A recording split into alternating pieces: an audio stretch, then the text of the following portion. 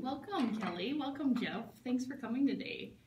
This is, as you know, last week we had our introductions. This is the 15-week class, and we've titled it as a group. We decided last week to title it, Let's Get Ready for School, because I know we all have our concerns about our kids. Our kiddos are going to get ready to go to kindergarten in just a few short months, and it's a big transition, not just for the kids, because it's all day, every day at every school now, but the parents as well.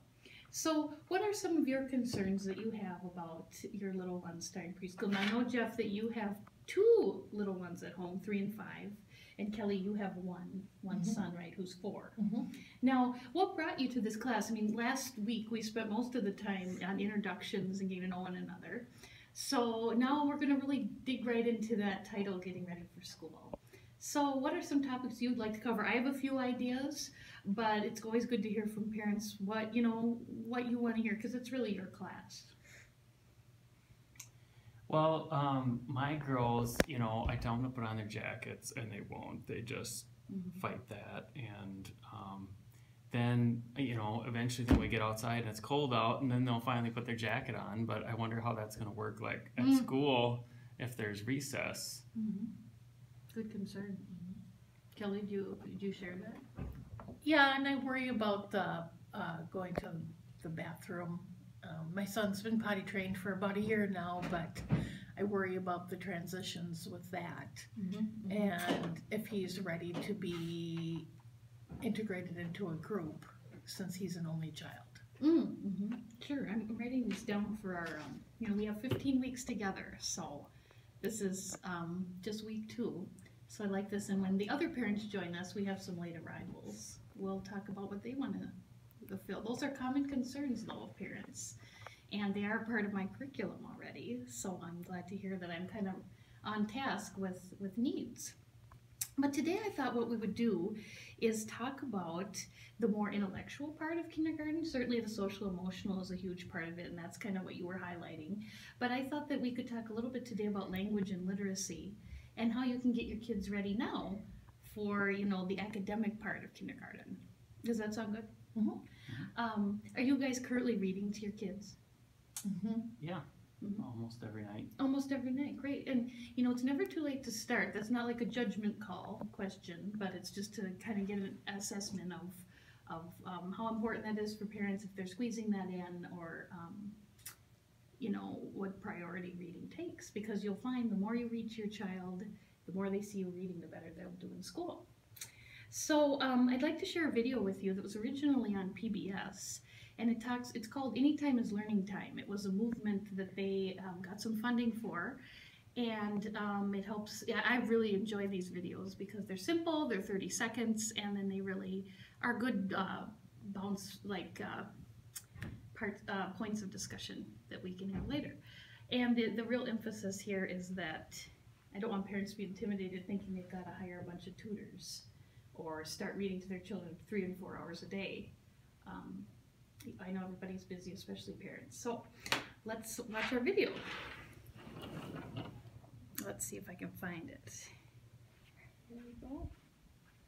This is about a little girl who is riding in the car with her dad. Whether you're on a bus, a bike, or in the car, make travel time learning time. What about across the street on the black side? First, cut roses. East, west. Can you have that or that side? Very good. Smithco is proud to support PBS Kids on TPT, presenting quality programming to get kids reading.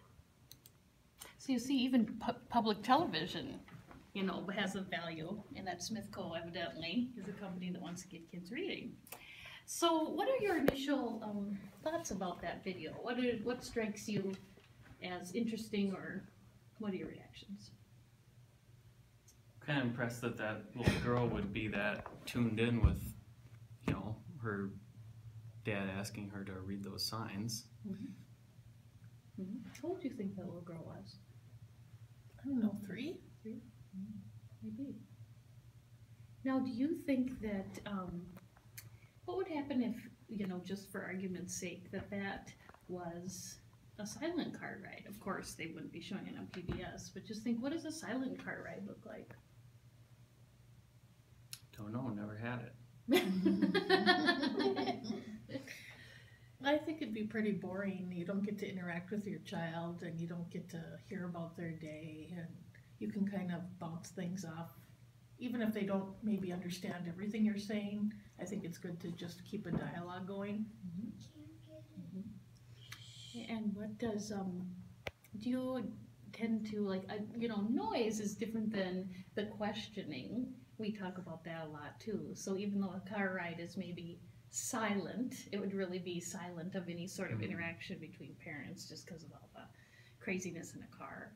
So it's kind of neat that, you know, while you're driving somewhere, you can actually make it a learning experience. And there's a million ways that that can be done. The idea is to support parents and not overwhelm them by, oh, your kid isn't ready for kindergarten. So I have a handout today I'd like to share with you guys. Let me see if I have everything. So I'll give you each one of these. And this is a handout I've created with some more ideas like this. And before next week, I would like it if you could maybe, we'll check in. I see our time is almost up.